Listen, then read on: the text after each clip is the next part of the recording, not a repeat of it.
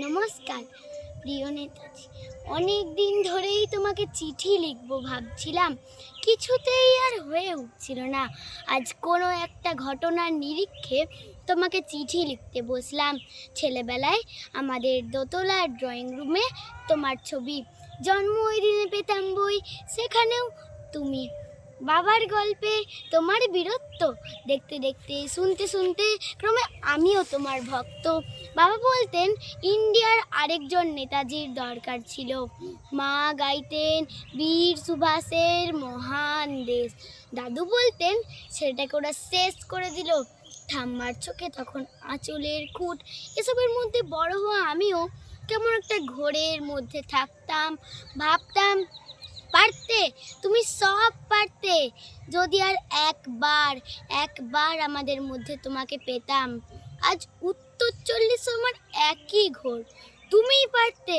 কেননা দেশের মাটিতে দেশপ্রেমের মতো জোরালো একটা ঝাঁকুনি দেবার ক্ষমতা তখন আর কারোর ছিল না। এখনো আছে কি?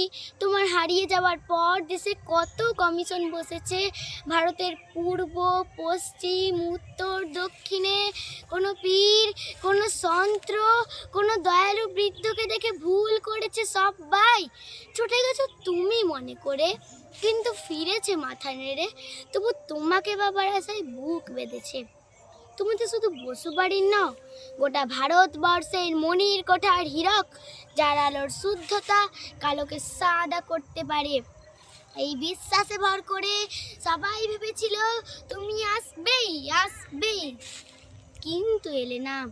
কেটে গেল অনেকগুলো বছর, পেরিয়ে এলাম জীবনের অনেকগুলি খুঁজি। তুমি এখন বিমানবন্দরে, সভা সমিতিতে, রিসার্চ বিরত, এমনকি ছেলের নামকরণে। শুধু হৃদয় যেন দোলা দেয় না।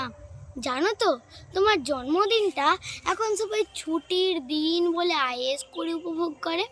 আর ছেলেরা, তারাও তো দেশের থেকে বিদেশের খবরে বেশি রাখে। আর মেয়েরা, তারাও স্বাধীনতার ভেলায় চড়ে হতচকিত। শুধু মাটিটা এখনো কাঁদে, সেই কান্না যেন ভূমিকম্প, খরা, এলিন ও বন্যা হয়ে চারিদিক ভাসিয়ে দেয়।